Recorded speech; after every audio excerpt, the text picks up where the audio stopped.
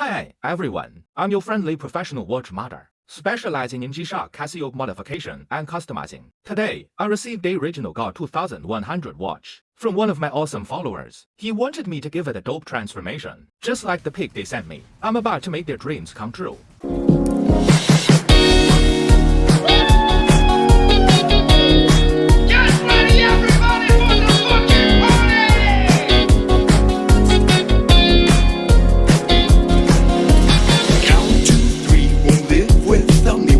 Shadows of the night, I'm getting closer, you're getting colder. 1, 2, 3, I can't even see from the mirror, you look polite. So, on a scale of 1 to 10, how would you rate this performance? Hit me up.